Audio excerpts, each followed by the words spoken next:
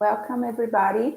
I am Viviene Bauer, IAASB Technical Advisor and LC Task Force member. I'm here today with Chun Chiew, IAASB Board member and LC Task Force member. Claes Norberg, a member of the Consultative Advisory Group, representing Business Europe on CAG. And Willie Botha, IAASB Technical Director. Thank you all for being here today. After our previous LinkedIn Live session that gave an overview of the standard, and the recording is available on LinkedIn and YouTube if you miss it, we want to now dive further into the topic of when the standard can be used, and also how the standard will be seen by users of the financial statements. Firstly, to start with a question that always comes up, including in our first LinkedIn Live session last month. Willie, we hear lots of ways that smaller entities are described. Are they all the same thing? So for the purpose of this discussion, what does less complex entities, or LC, mean?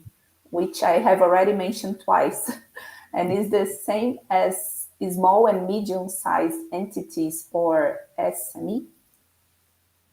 Thank you, Vivian. The IAASB believes that it is appropriate to focus on the complexity of an entity rather than the size of an entity, as is implied by the term small and medium-sized entities, as we think that the complexity in an audit of financial statements comes from the nature and circumstances of an entity.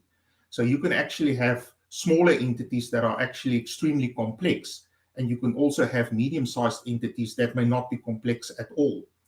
So we've decided actually a couple of years ago as part of this project that it is really the complexity that matters.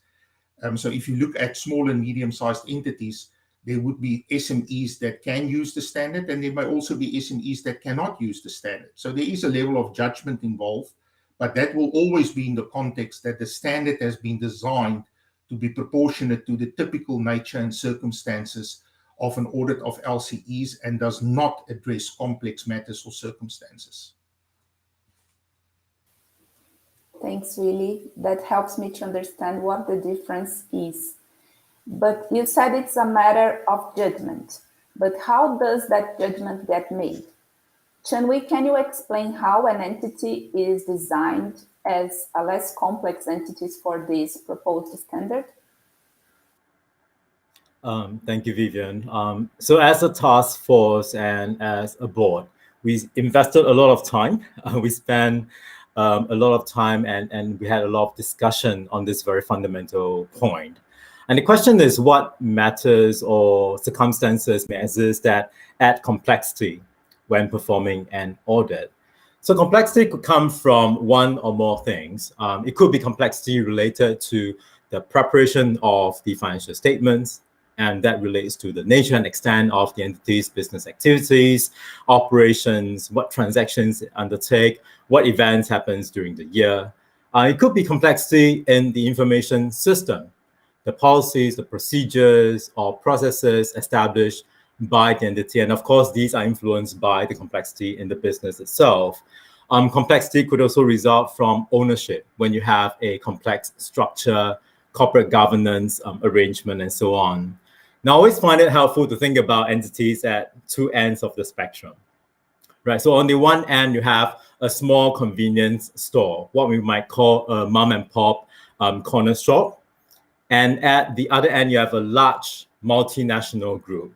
And you will clearly see all those things that I've described earlier manifesting itself completely differently in these two entities. And that would influence the audit procedures that need to be performed for each of them. So as an illustration, let's consider complexity driven by the kind of accounting estimates that the entity might have, which is of course driven by its business model, its transactions and events that happen. So it could be an accounting estimate, for example, a valuation, right? That is derived using a bespoke, complex model, which in turn requires a complex set of historical data and assumptions about future developments. So there's high estimation uncertainty, there's significant subjectivity involved. So very complex, and therefore an audit of such an entity will likely not be able to use the proposed standard for LCE. Now, we do, of course, recognize that it's often not a bright line. There's still judgment involved. So, for instance, complex accounting estimates may mean different things to different people. I remember at one stage of our deliberation, we were contemplating using Black-Scholes model as an example. But within the task force, as well as within the board, we received differing views. Some thought that it's a reasonably straightforward formula, and you can have reasonably straightforward inputs to the computation, while others highlighted that the theory and the mathematical assumptions underpinning the model is very complicated, and the use of the model would definitely not qualify as less complex. So we spent a long time trying to pin down what a less complex entity is. And where we've landed for purpose of the proposed standard, what you see in front of you, is that we came up with qualitative characteristics of what we would consider a typical less complex entity. And we describe those characteristics in the proposed standard. And in addition to that, we released a supplemental guidance alongside the proposed standard, where we included further guidance and illustrations, which we believe users will find very helpful. Now, let me just make one last comment, Vivienne, on this part before I hand it back to you. Perhaps obvious but important point I would like to make here is that these qualitative characteristics have been used to guide our development process, right, for deciding what goes into the proposed standard and what does not. In other words, the proposed standard does not contain requirements that address areas that are considered complex. So using the standard for an audit that is outside the intended scope will result in the auditors not getting sufficient appropriate audit evidence to support a reasonable assurance opinion. So it's really important to get this part right. Thanks, Vivienne. Back to you. Yeah, true. Thanks, Chun. That helps us to understand a bit more about when an entity is less complex. But the question is then, if an entity is judged to be less complex, can the proposed standard be used in all cases? Willie, are there any specific circumstances that the standard cannot be used? Yes, Vivienne, there certainly are. So in addition to the qualitative characteristics that Chun has just explained, another overarching principle that has been applied is that entities that have public interest characteristics could embody a level of complexity, in fact, or appearance, and are prohibited from using the standard. So if I can elaborate on that a little bit more. Audits of financial statements of listed entities cannot be performed using this standard, regardless of complexity, because of the significance of the public interest in these entities.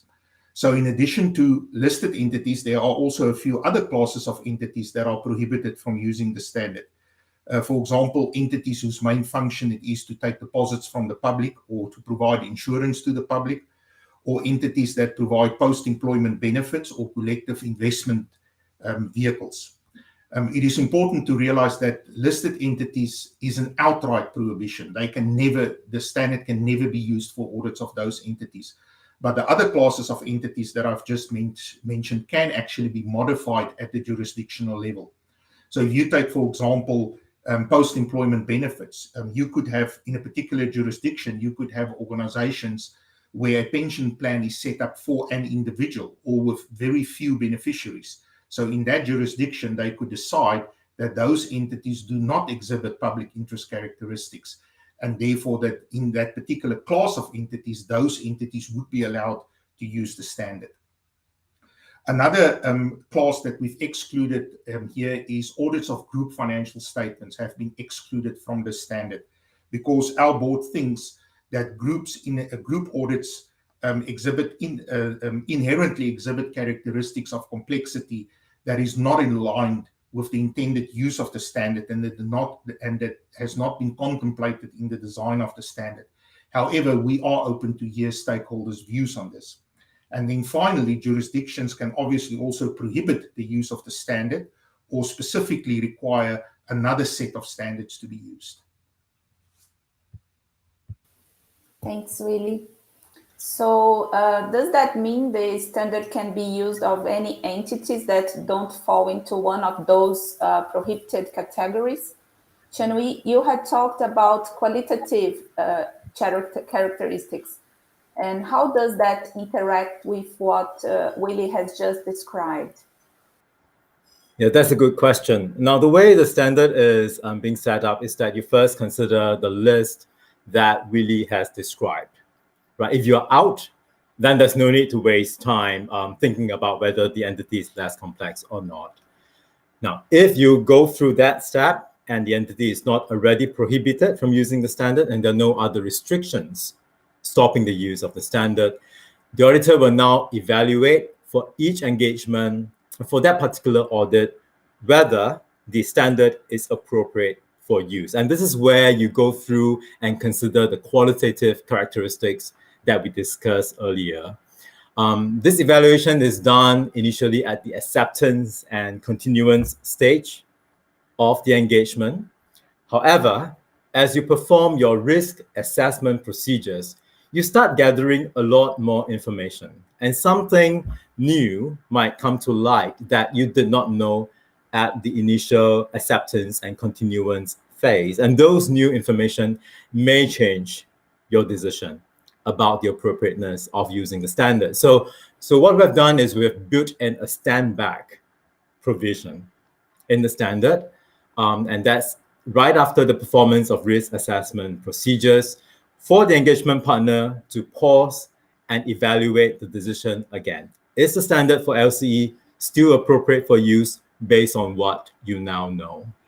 Just to add that we also have reminders throughout the standard that prompt the auditor to constantly think about whether the standard remains appropriate as and when new information comes to light. Thanks for clarifying that, Chun. For sure, it's a lot to consider before the standard can be used.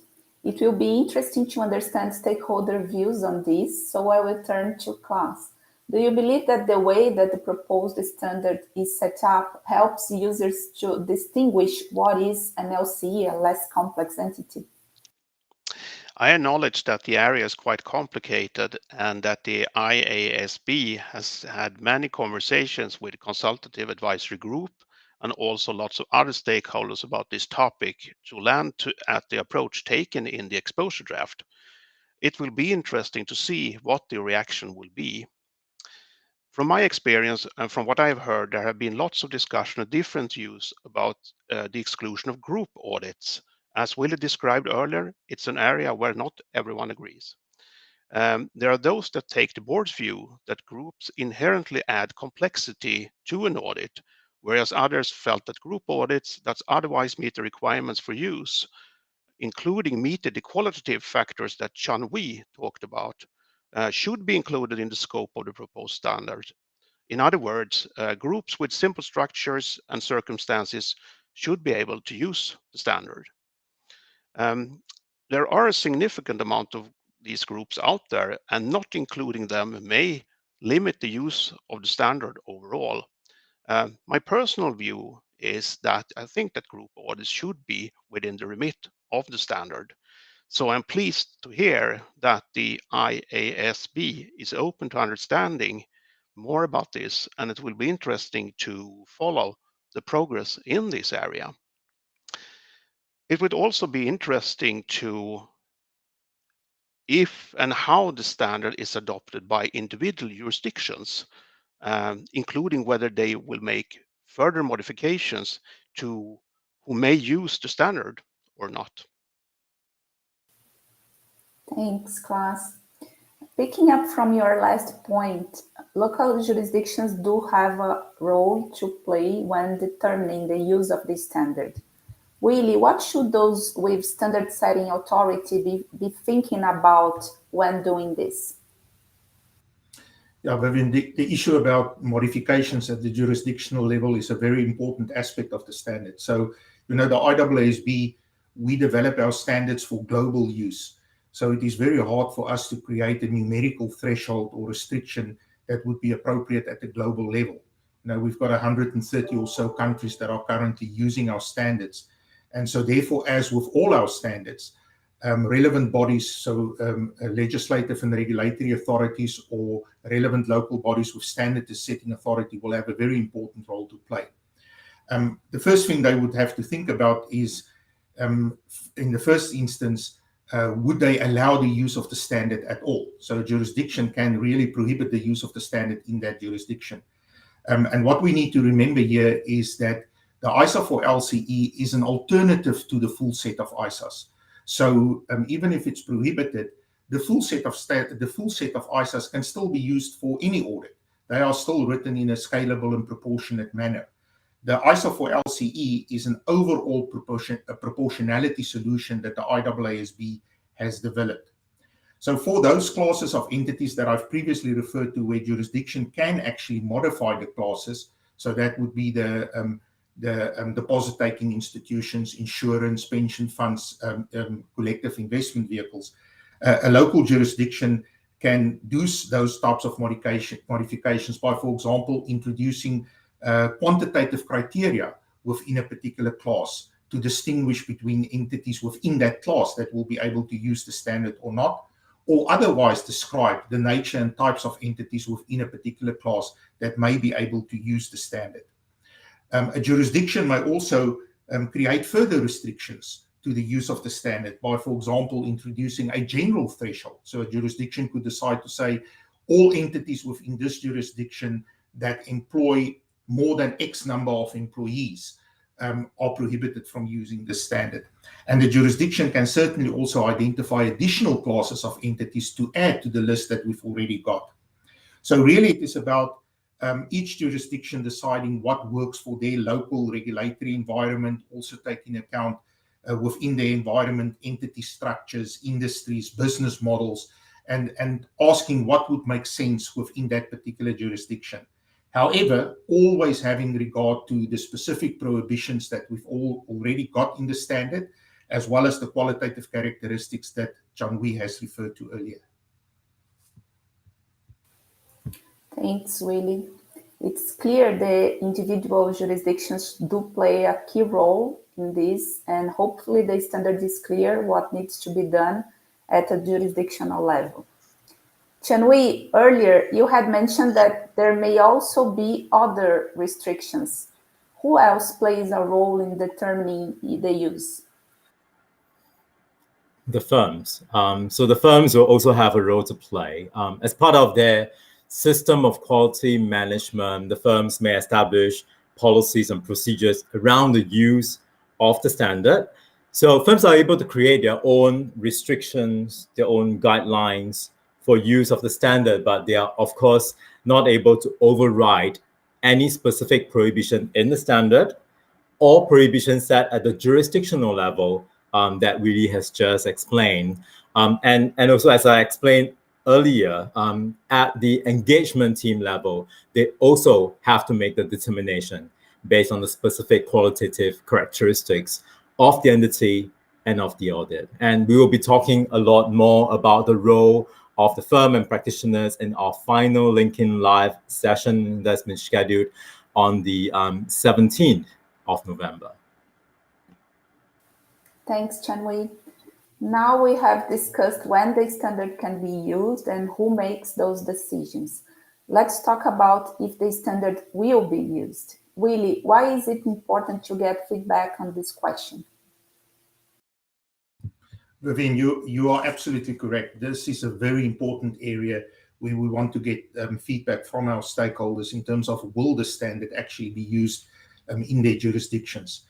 So we have developed a standard based on considerable information gathering and research that we've done over the course of the project, including the use of an LCE reference group when we developed the exposure draft. So this is really our best attempt in terms of developing the standard. So there are two important aspects, can the standard be used? And that is really about the operability of the standard. And then, as you've indicated, very much about will the standard be used? And that is more about whether the standard will actually meet the needs of those for who the standard has been designed. And from an IAASB perspective, we are also concerned about managing the risk around divergence and fragmentation across jurisdictions. And that's why we've specifically included a question about this in the explanatory memorandum. Thank you, Willie. Closing with the last question of this session, Claes, as a user of the financial statement, do you think the standard will be used? And if not, what could be some of the barriers? That's a great question, and I'm sure one of the areas that the IAASB is hoping to get specific feedback on. It's also a hard question at this stage because the proposed standard is new, so it may be a little early to really be able to answer this question. There are some things that may impact whether the standard will be used from a user perspective. The answer may depend on why audits are carried out, for example, for financing, for regulators, for tax authorities, for shareholders, etc., etc., and whether there is any concern from those specific users about receiving a report under the ISA for LC rather than a full suite of ISAs.